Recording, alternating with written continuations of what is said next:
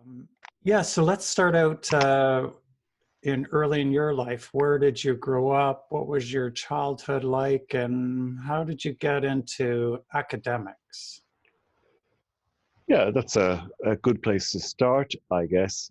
So I'm from Ireland, and I was born and raised in Ireland, and I was born and raised in rural Ireland, a small town. When I grew up there, it had a population of no more than 2,000 people.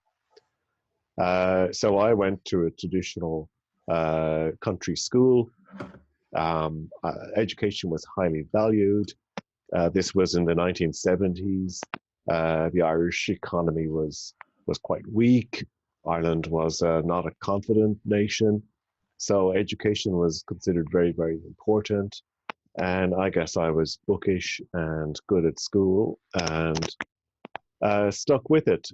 And at the end of secondary school, I attended university in the city, which is 25 miles away, and took up psychology as a subject in a humanities and arts degree, and really took it from there. So I just a very traditional educational route in terms of subject selection and subject choice.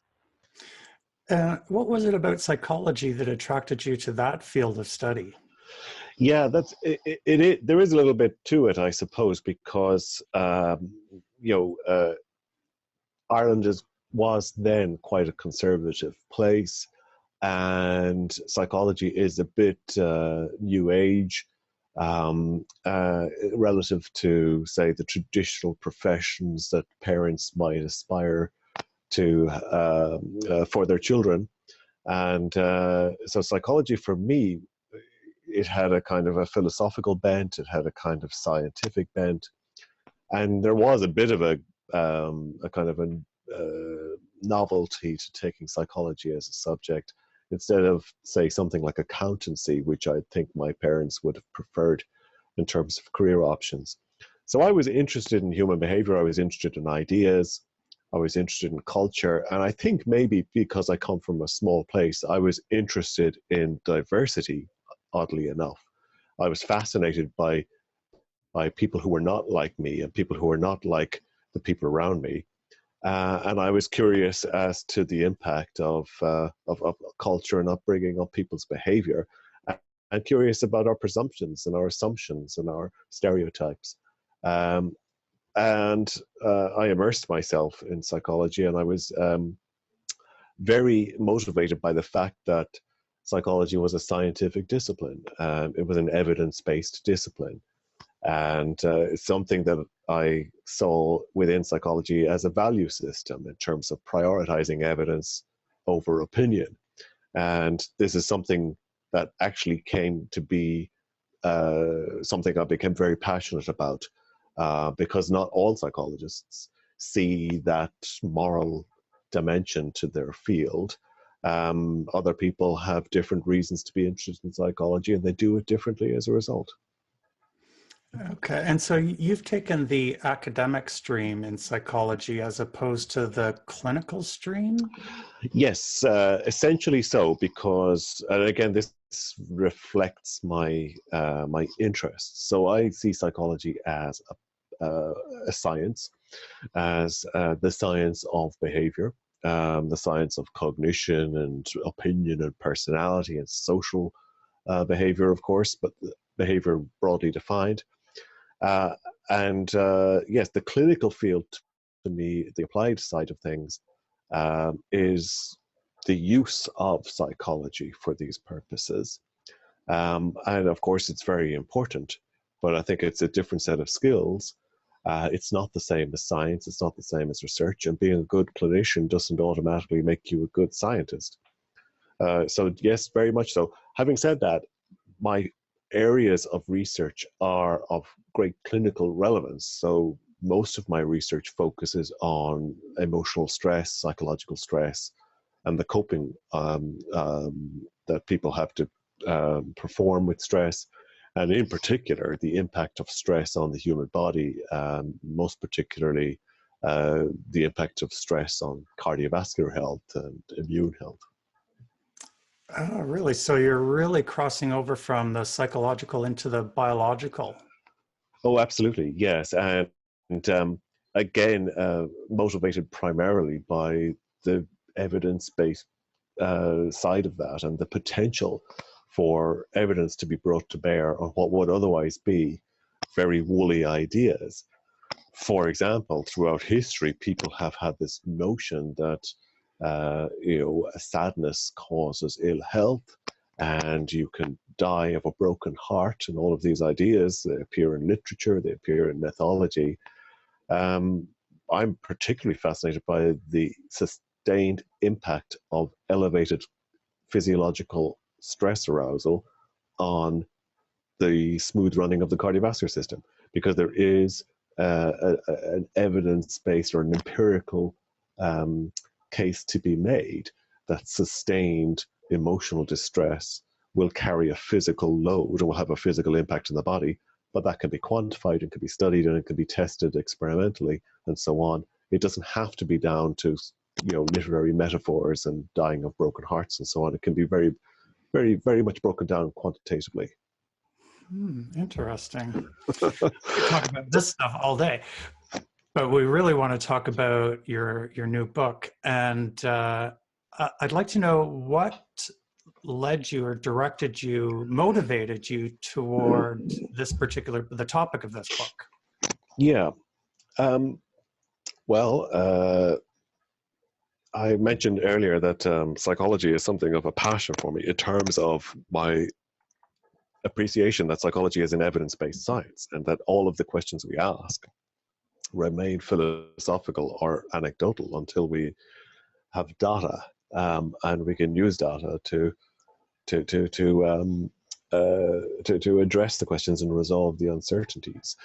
Psychology has always been like that. That's what psychology is for. Otherwise, people can just talk among themselves and come up with their own prejudices and tell the world how people behave and why they behave in particular ways, and it's all opinion. Uh, I think psychology is an interesting field because it is tempting for all humans to dabble in psychology on an amateur level. Everybody is happy to discuss other people's behavior, social problems, decisions that people have taken, and so on. Everybody, any ordinary human being is interested in those things, and people at the dinner table will talk about those things. Very few people at the dinner table will talk about nuclear physics or quantum physics or something obscure in those terms. So psychology attracts a lot of lay effort. And my sense was that a large number of psychologists who would be formally trained and working professionally, even as academics and researchers, would succumb to that lay effort now and again. And so I would be concerned that psychologists, not all psychologists, buy into this evidence-based approach to psychology. And over the course of 20 years, mixing with psychologists and reading psychology and so on, I became quite concerned that there was quite a lot of that about. So psychology is only valuable insofar as it's seen as an evidence-based discipline. The kind of lay psychology or sort of the comforting version of psychology that we can help you change and we can look at interventions and we don't need to think about science and data.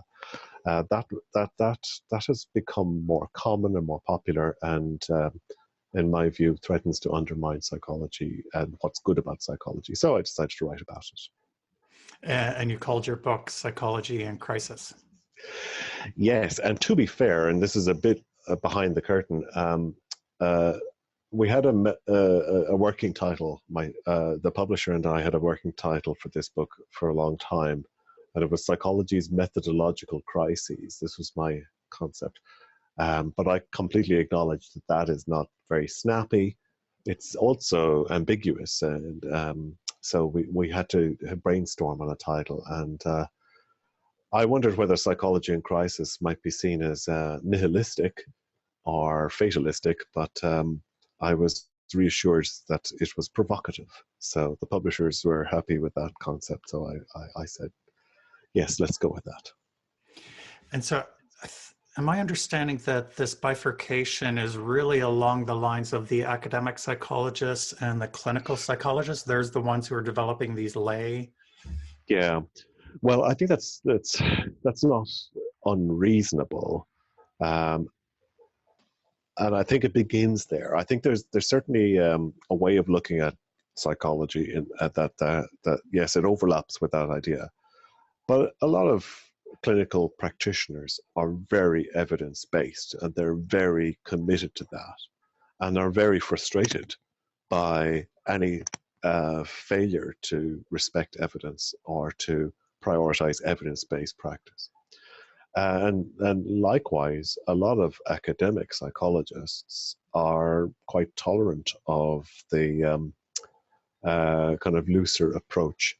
And I would say psychology is one of those disciplines where even within the academic subset of psychologists, there is quite a range. And there are the hard scientists at one end of the spectrum, and there are the hard anti-scientists at the other. And lots of psychologists are somewhere in between. And maybe it's an example of where it's not good to be in the mid-range. But there are lots of psychologists working in physical health in particular, so-called health psychology, where I think scientific rigor is not top of the agenda. Helping people is top of the agenda. And that's the enemy of good science, in my opinion. The road to good intentions is no. What's that Yeah, saying? that's something. I think that's reasonable. Yeah, the road to hell is paved with good intentions. I think. Yeah, I think that is a real risk, and it's a very interesting psychological question because it's about finding meaning again. Clinicians and the dilemma of wanting to help people and that interfering with good science. Right. So in relation to psychologists in particular, there are, a lot of psychologists are involved in studying physical illness and medical problems. And my observation is that quite a lot of them are very committed to helping people and to finding ways of helping people. But the dilemma or the risk is that, because science is a slow process and an incremental process, and in some ways a boring process, that rushing anything to try to help people, it undermines good science. So a lot of what I saw in the psychology of physical health was not good science. And this, particularly given my area of interest, the impact of stress on physical well-being, I became quite concerned that the basic science approach was taken by a minority, and quite a lot of folks who have come to dominate the field of health and health psychology seem to be not interested in the rigorous science or the question of scientific rigor. So there's quite a lot of research that takes place in public health and in health psychology and behavioral medicine and so on, that is conducted with good intentions, but not with great rigor. And the classic dilemma is that that choice between the slow, reliable process or the fast, unreliable process. And a lot of psychologists are keen for solutions to be found quickly, and will veer towards the fast, unreliable version. So how has your book been received both within your academic colleagues and amongst the general population? Yes, that's a good question. I mean, it certainly has grabbed a lot of attention. And so my sense is that, say, among the general public and among non-psychology readership, the feedback has been very positive. and I've been in many ways humbled and bowled over by the nature of the feedback and the places it has come from. And without getting into the nitty-gritty of sales figures and so on, it has featured well around the world, actually, and so it's been quite a stunning kind of reaction in certain respects.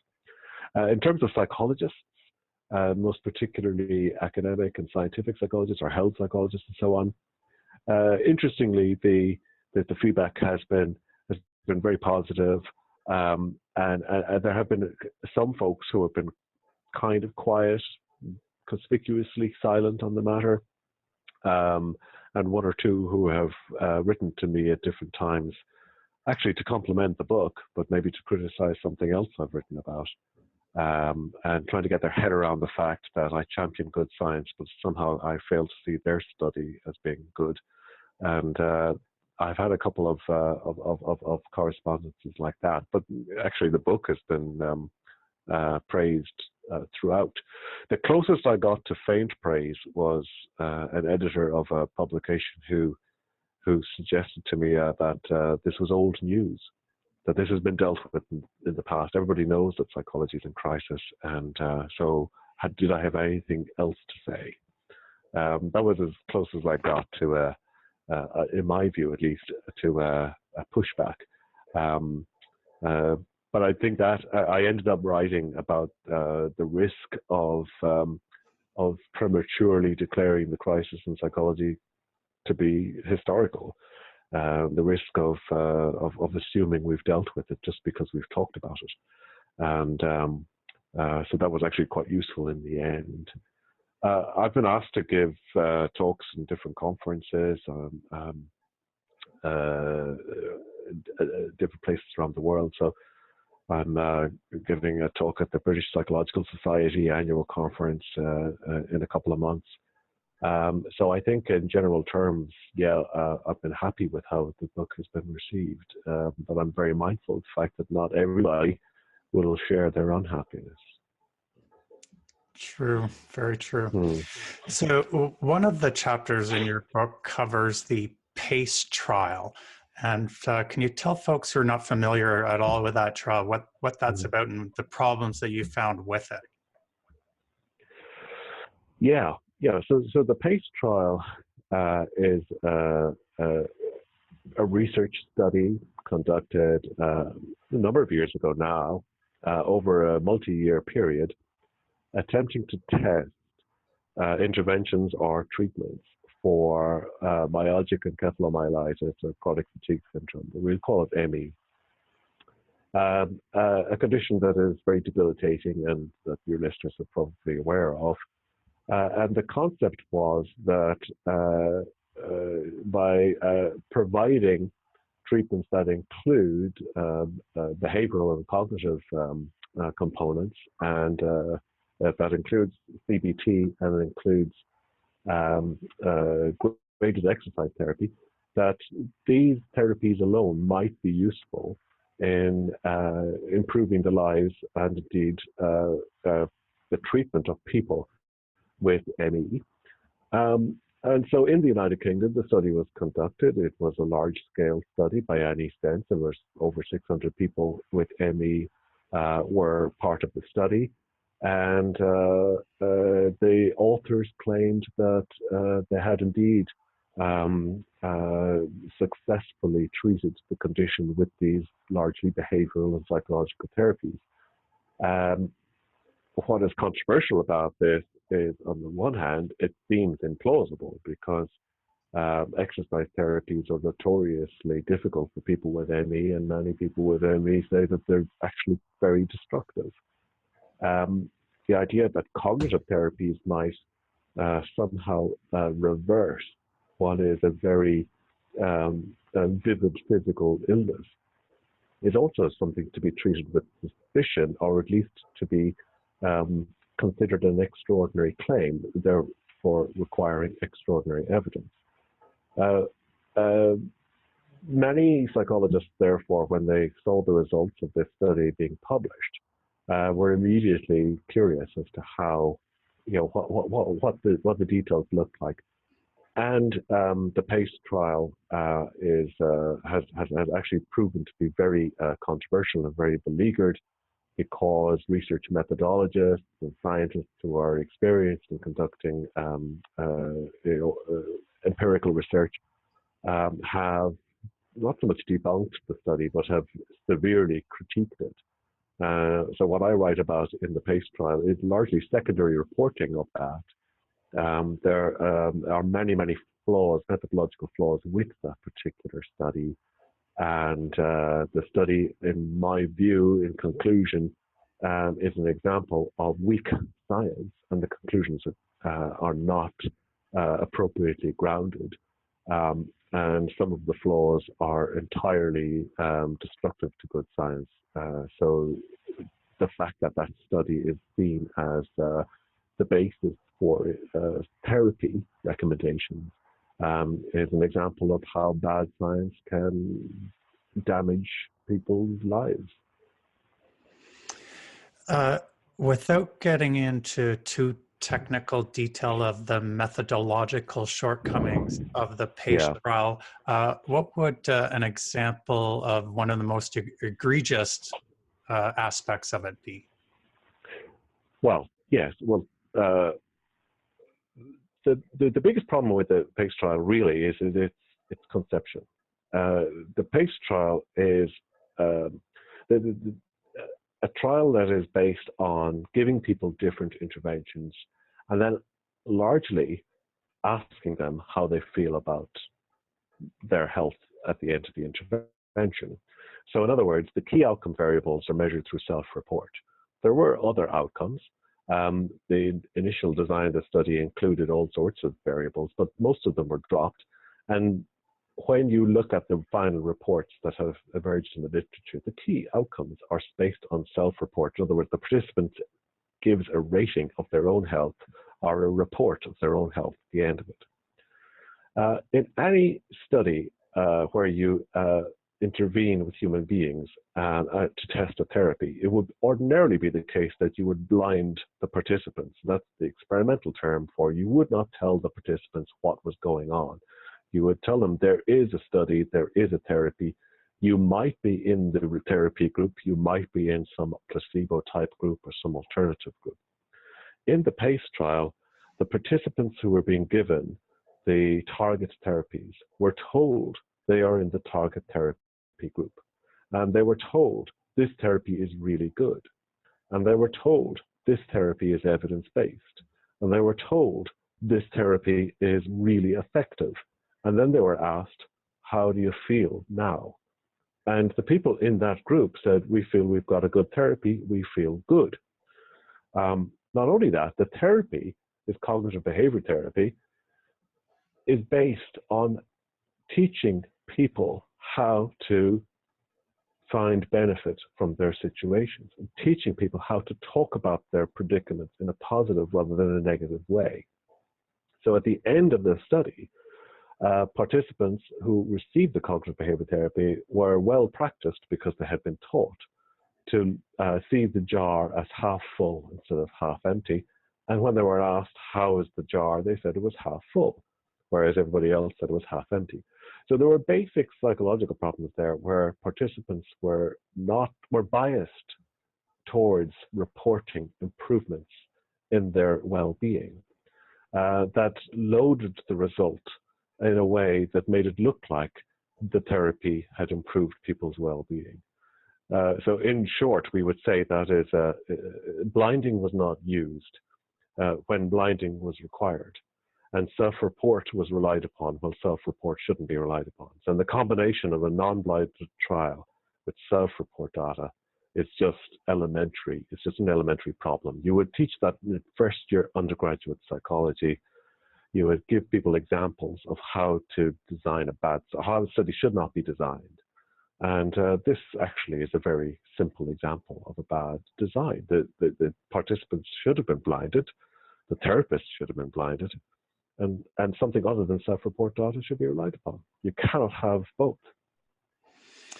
So there was no objective data showing any physical improvement. They were only relying on subjective data in which essentially the participants had been taught how to respond to those questions. Yes, and even if the participants hadn't been taught that, there would still be, as cognitive behavior therapy, which is the purpose of cognitive behavior therapy, the participants would still have been in the mode of making meaning, and they'd have been told they had received an effective therapy. They'd have been told that the therapy is evidence-based and various other things. And so their opinions would have been contaminated anyway, even if the therapy was, something other than cognitive behavior therapy. So the very fact that blinding was not used is an elementary problem in a therapy study where self-report data is the main outcome. When the data were eventually scrutinized by independent researchers, there were all sorts of hints that had objective measures been used, the therapies would have been found to have been ineffective. So there were various tests of physical endurance and so on, which showed no improvement, or appeared to show no improvement in the therapy group compared to control groups. There was an analysis done of disability payments. Disability payments were marginally higher after the therapy was administered rather than before. There was no evidence to suggest that people had physically recovered from their illness. There was only evidence to suggest that people reported recovery in self-report terms when they knew that they were in a therapy that was supposed to work. That's really the outcome. So if there were such elementary errors in the designing of this research, how did it get so many multiple millions of pounds in funding to carry it out? Yes, that's a good question, but we have to recall that the multiple millions of pounds are committed before the study is done, rather than after, and sometimes the due diligence required to identify flaws, even overarching flaws or elementary flaws, isn't sufficient, and these things can appear very obvious with the benefit of hindsight. You'd like to think that an appropriately constituted grant approval body would include observers who were well practiced at identifying bad studies. That is simply not always the case. So when a grant agency is distributing research funds, it's not always the case. In fact, it's seldom the case that that people are on that review board with the sole job of rooting out bad science. They're usually asking questions like, what will your study achieve? What is the cost-benefit analysis logistically in terms of resource use? How does your study build on previous studies? How does your study change our understanding of, the grant awarding bodies rarely test the competence of the research designers.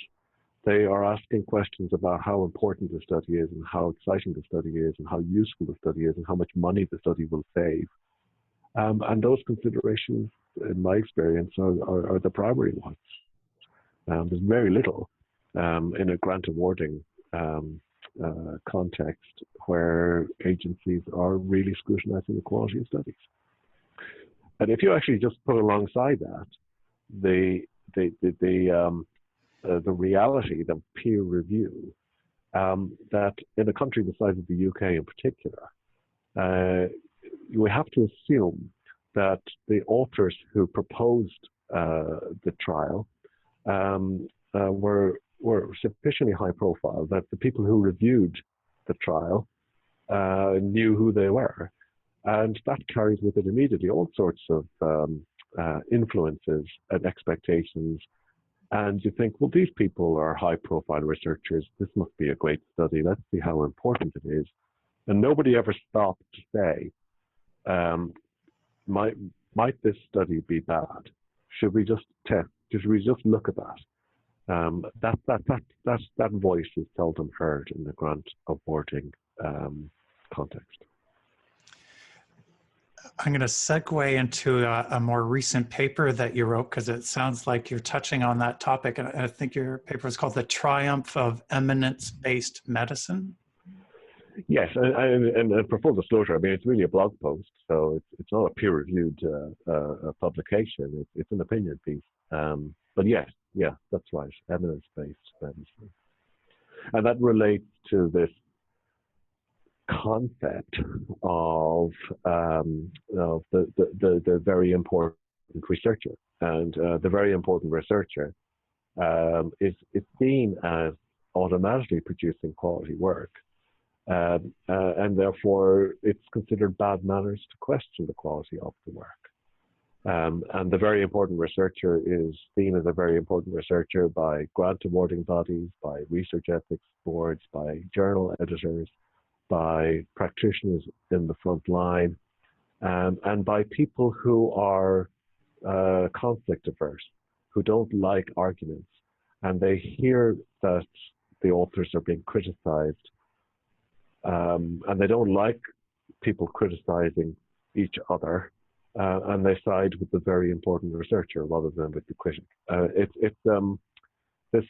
We're all familiar with the idea of evidence-based medicine, but the idea that medical practice can be influenced by eminence, by professional eminence, it's a very real a consequence, and it's a feature of this particular topic of how the PACE trial and associated trials are used and are defended by I suppose the establishment, and how criticism is rejected, not because of the substance of the criticism, but because of criticism being deemed to be inappropriate, just in principle.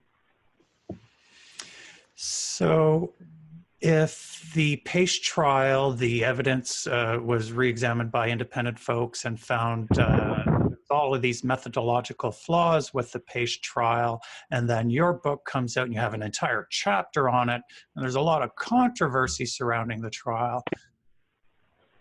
Where is that trial in the process of being retracted?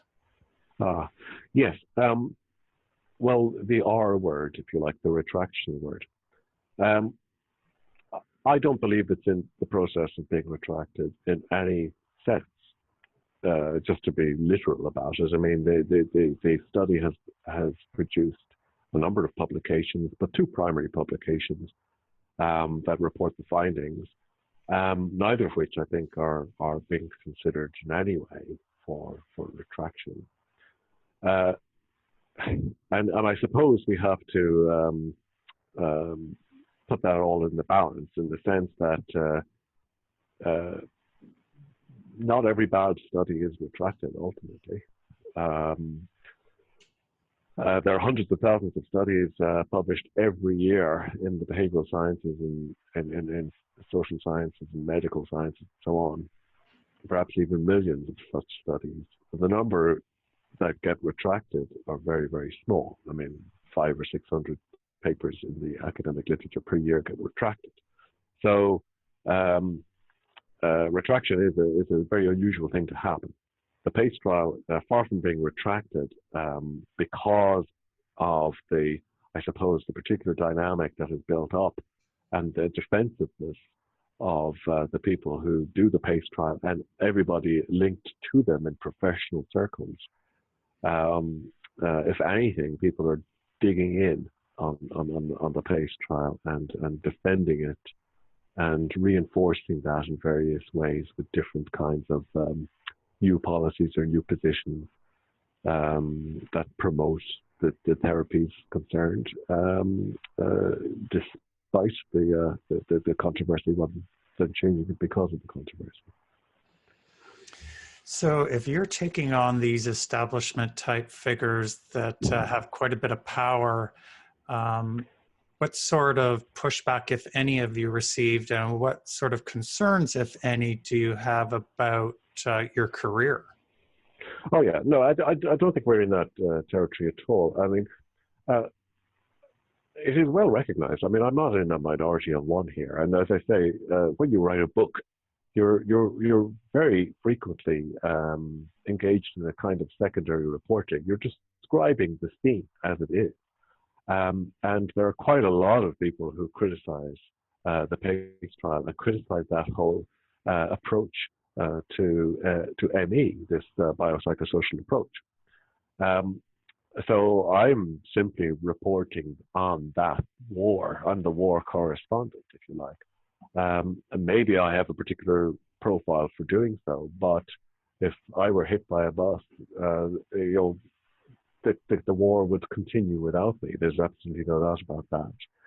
In terms of my own career, there was no risk at all. I mean, in a sense, I'm promoting research rigor in psychology. I think that's what I'm duty bound to do, and what I'm measured on in my profession. And I think you'll find that people who are in the research rigor field are quite, there's quite a consensus there. This is a bad trial. I mean, this trial appears in textbooks as an example of a bad trial. It's the people who are in the applied field who are looking for an off-the-shelf therapy to provide to potentially 250,000 people in the UK alone.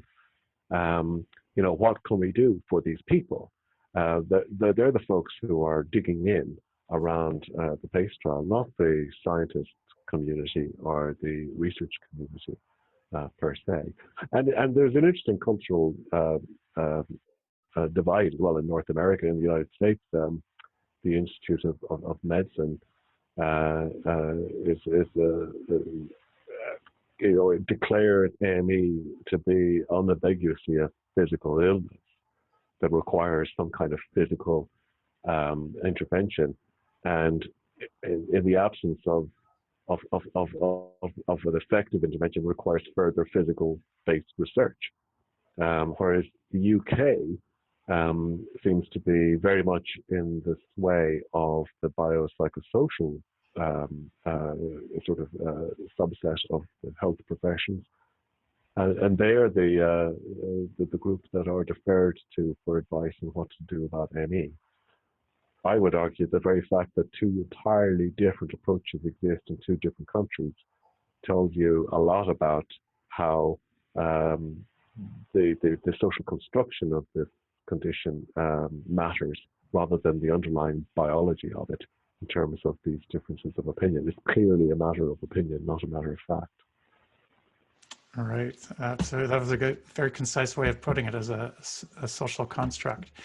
I'm wondering about your thoughts on the BPS model generally, and for folks who aren't familiar with that acronym, BPS is biopsychosocial, and also the, what I'm going to call derivatives of that, the central sensitization syndrome, medically unexplained symptoms, all of these other psychosomatic terms.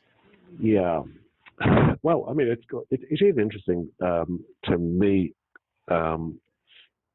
in terms of just the terminology. The idea of a biopsychosocial explanation for anything was originally conceived of as a way of making explanations of biomedicine more sophisticated, to take account of behavioral factors, psychological factors, and social factors. So if you're trying to predict heart disease, yes, you can test people's blood pressure and atherosclerosis and cholesterol levels and what have you. But you can also test, are they poor? Are they living in social isolation? Do they have work stress? Because all of these things are predictors of additional risk of cardiovascular illness. So the idea of accounting for psychological and social factors as well as biological factors was originally a sophisticated idea, an idea that helped us explain at the population level how illness happens and where it happens. The idea, however, that you can replace the biological with the psychosocial is something of a fallacy. And I think what we call in the ME world, the BPS model, the biopsychosocial model, refers very much to this trend where some psychologists or behavioral scientists feel that actually the psychosocial bit displaces the biological bit. So we don't need the biological bit, we just need the psychosocial bit. And they try to describe a purely physical illness in purely psychosocial terms.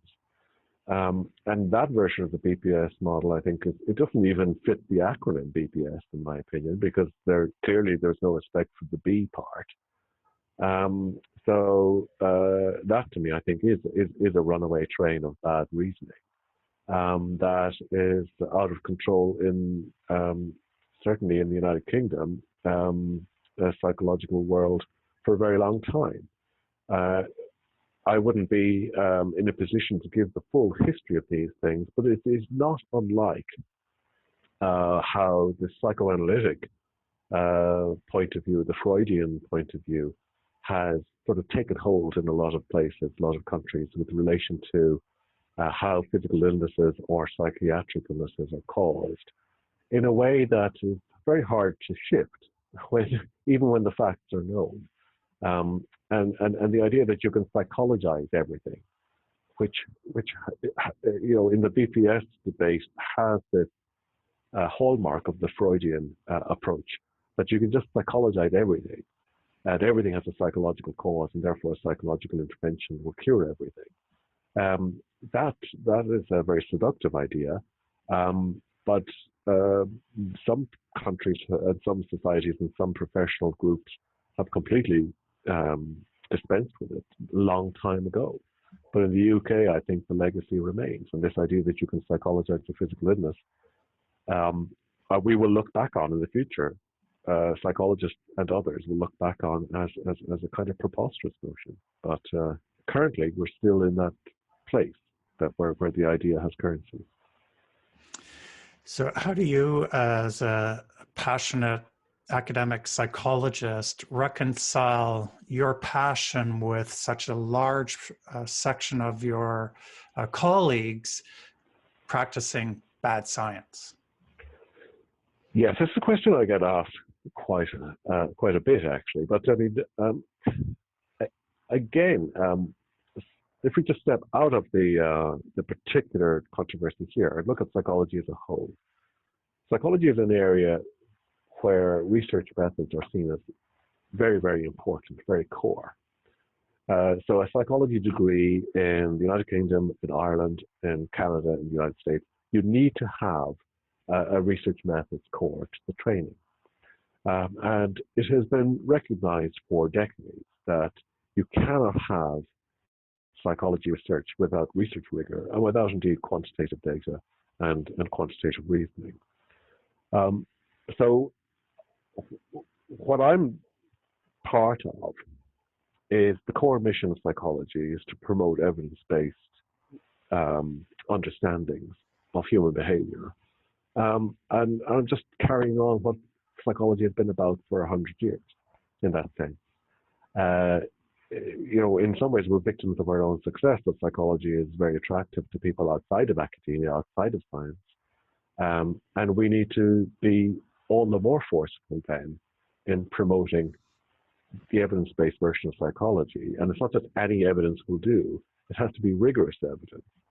That is a core mission of psychology and always has been. And if you're at the forefront of psychology, this is what you will be presenting to the world. But this is how we understand humans, by providing empirical evidence of a high standard and rigor, not any old empirical evidence, and certainly not no evidence at all. I think we're partway down the road. I think people in the general public are aware that evidence is better than no evidence. Where we need to go next is to explain to the world that there's different types of evidence. There's good evidence and bad evidence.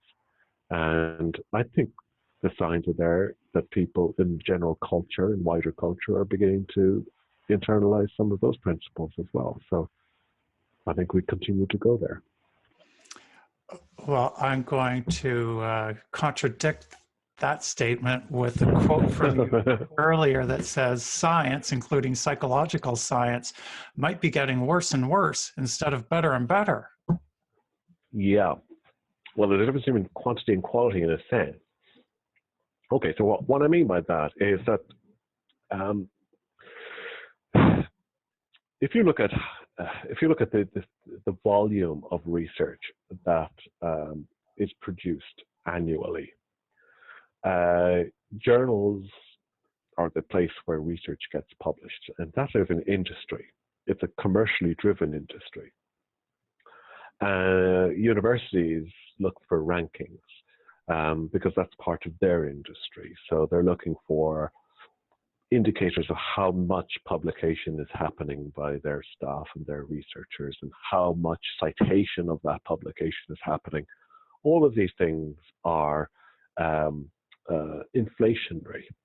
So when I talk about psychology might be getting worse and worse, what I'm saying is that there is a sense of the volume of bad science is getting bigger and bigger every year. But I think there will be a tipping point eventually. I think people will begin to approach all science with a degree of caution because of the preponderance of bad science. But I think simultaneously that we're becoming more conscious of this problem.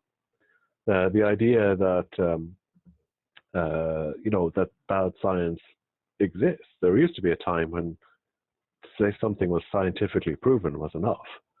Now I think there's a much wider understanding that there's good science and bad science. So that is also progressing. So maybe if I'm saying science or psychology is getting worse and worse, it's more a case that the rigorous voices or the people arguing for rigor in psychology are becoming outnumbered to a greater degree than in the past. But there's greater awareness of this problem as well. And so my book is really just one of many offerings that discusses the crises in psychology.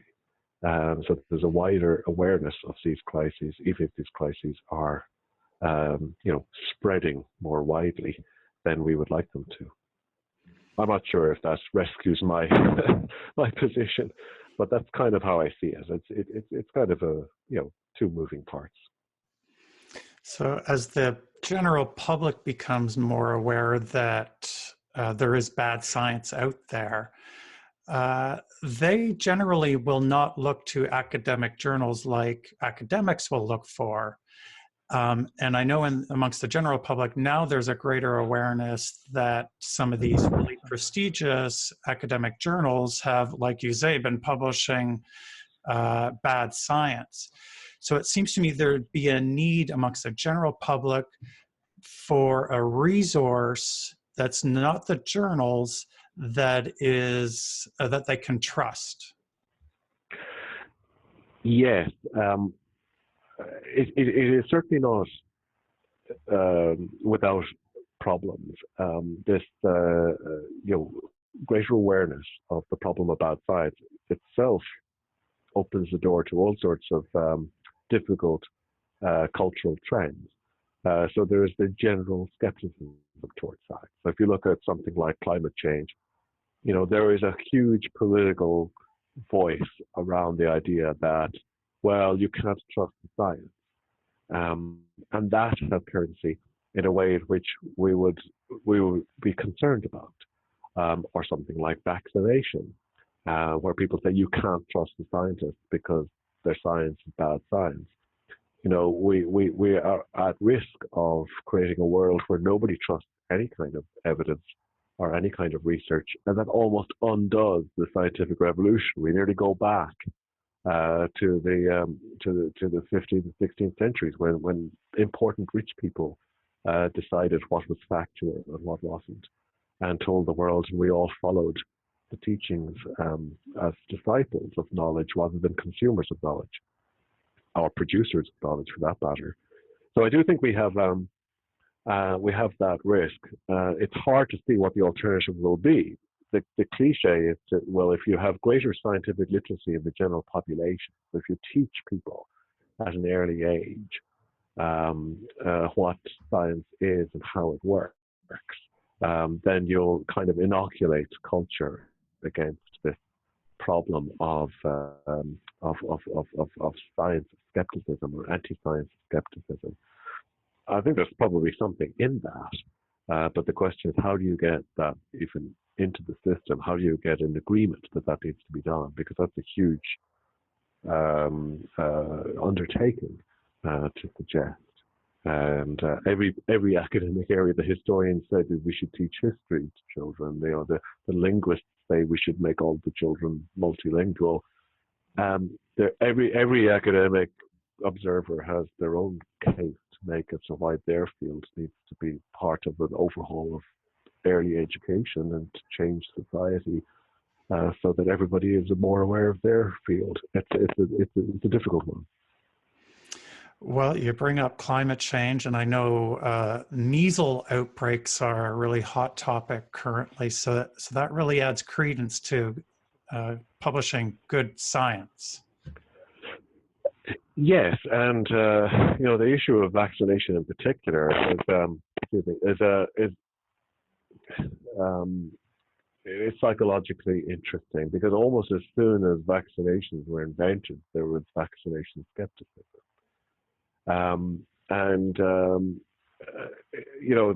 The idea that people might be skeptical of the scientific explanation for things, it's not entirely modern. There's a trend in society for many years that they at least approach scientists with a certain degree of caution. But yes, I mean, in practical terms, some of these, it is not beyond the range of possibilities that human society might destroy itself.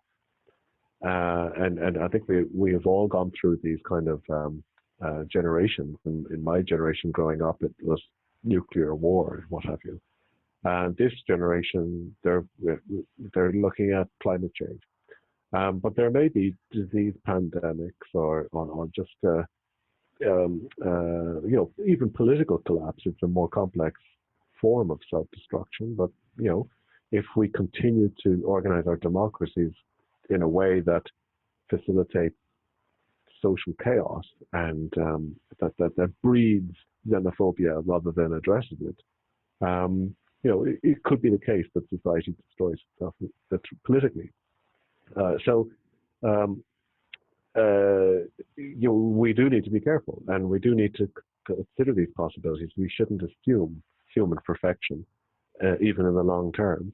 And people perhaps should be more conscious of the real life consequences of these types of issues. And disease inoculation and vaccination is a very clear example of a problem that isn't a problem when it's solved, but only becomes a problem when people dispense with the solution and allow it to come back. And scientific literacy is part of the answer to that.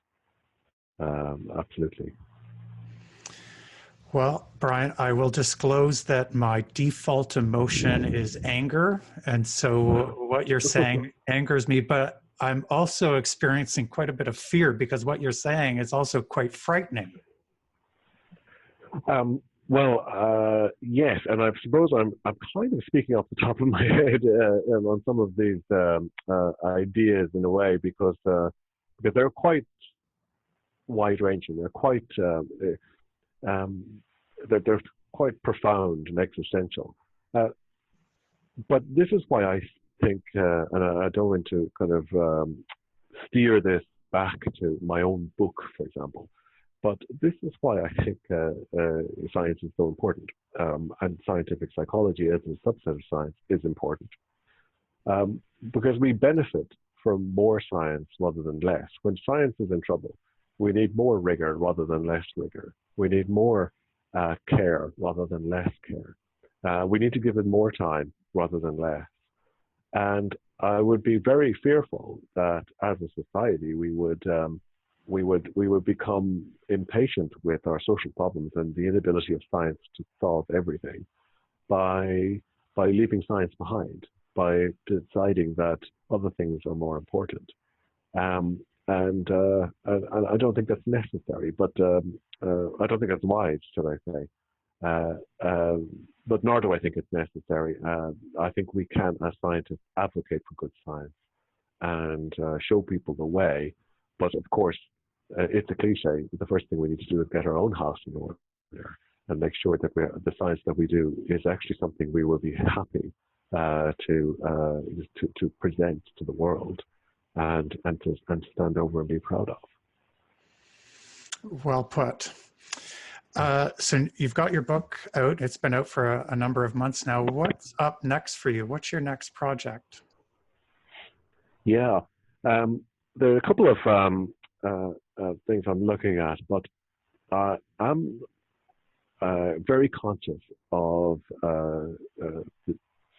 the issue about individual differences, the issue about human variability and human diversity. An understanding of that is something I would like to address. So, for example, the concept of accounting for variability, accounting for variance. A lot of the problems in lay psychology, to put it in those terms, is the assumption that one size fits all. Or psychology is the study of the individual. And the evidence suggests that when we look at people as individuals, we understand the population better. So it's a big challenge for psychologists to explain individual differences. And only a minority of psychologists really look at that. Most psychologists could still look at humanity as a general thing, and will look at cognition, or look at social behavior, or look at biological development in humans in general. Only a small subset of psychologists look at individual differences within humanity. I would like to look at that, not least because it is something that is subject to good and bad science. And when you look at the way in which social attitudes or attitudes within culture about human beings and why they are the way they are, how that translates into social problems is something that I think is important to look at. So if you look at the rise of populism, or the rise in xenophobia, or the stereotyping of minorities, all of these are lay psychological theory. And how do we get these theories, and what does the science say about them? I'd like to bridge that gap in some way. So I'd like to look at something that explains to a wide audience how it is we know what it is we know about human diversity, and what the evidence is for diversity, and indeed some of our earlier discussion about why diversity is important in evolutionary terms. I think there's something there. That's quite a blue skies summary of what I'm looking at, but I really I think that's an important area of understanding that I would like to support and promote. Yeah, sounds very fascinating to unpack and see what are the different machinations and influences that make that happen. And at all times, I'm as interested in those machinations. How does the science industry work, and how do we come to our current understanding? So if you look at something like race and behavior, there are a lot of stereotypes about how different races behave. And the scientists will tell you, well, you can't even define race that way, and you certainly can't make predictions about behavior that way. But within science, there are a lot of what appear to be sophisticated theories that amount to more or less the same thing: race differences and different human attributes. I'm interested in, as interested in how cultural stereotypes and cultural ideas feed scientific review and shape the end product of science that lead us to a world where we constantly churn out bad science about things that is biased in favor of cultural stereotypes rather than truly testing them. And there's a huge issue there. And there's a second example would be gender differences. There's a huge controversy in gender differences research. about why it is that so much research supports gender stereotypes that clearly are not viable. But the research industry churns out studies that conform to prior assumptions rather than test those assumptions. And I think that's part of the problem and therefore part of any discussion. Well, I look forward to your next production of work and the effect that it'll have on the community and in psychology, especially because that's where there's a lot of need to be changed, as you've identified. Yes, psychology overlaps with a lot of areas, and the crisis in psychology, as it is commonly referred to in terms of, say, replication and replicability of research, it's not exclusive to psychology, and it cuts across social sciences and public health medicine and epidemiology and other areas of medicine, including genetics and pathology. There's a lot of areas of research where replication and replicability is controversial. So psychology can be, if you like, ahead of the pack in dealing with a lot of these issues, because a lot of these issues are structural and they relate to professional groups and norms of scientific publication, the norms of academic career progression, kind of mundane technicalities combine to create big problems. And psychology, I would argue, is actually very attentive to this now. And by sorting out these problems occur across the sciences and across especially sciences that deal with human behavior or human well-being, including the medical sciences. So I think we can make a contribution there by getting psychology's crises sorted out. We can make a big contribution outside of psychology too. Well, I hope that comes to fruition. That would be so helpful just for humanity in general. Thank you, Brian, for taking the time and sharing your knowledge. I'm sure a lot of folks will be shocked and maybe a little bit frightened about what's going on in the science world, but I think you're also giving us hope that change may be afoot. Well, thank you. I hope that's the case, and I'm proud to make a contribution, but there's so many people looking at this and so many people making important contributions. I'm optimistic for the future. Well, it would seem that if science is going to weed out the bad and fraudulent psychological scientists, we'll need more people like Brian standing up to call out their harmful ways and to change the way research, review, and publication processes operate so that patients are not the downstream victims of upstream egos and profiteering. Thank you, Brian, for taking the time to share how psychology is in crisis.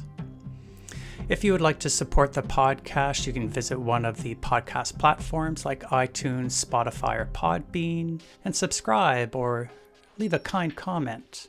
You can also support the podcast by becoming a monthly donor. Visit patreon.com/medicalerrorinterviews to become a monthly patron. If you would like counseling support for your own experience with medical error, or living with chronic illness, or LGBT issues, or any of life's challenges, you can book an online video counseling appointment with me through my website at RemediesOnlineCounseling.com. Thank you for listening, and do something nice for yourself today.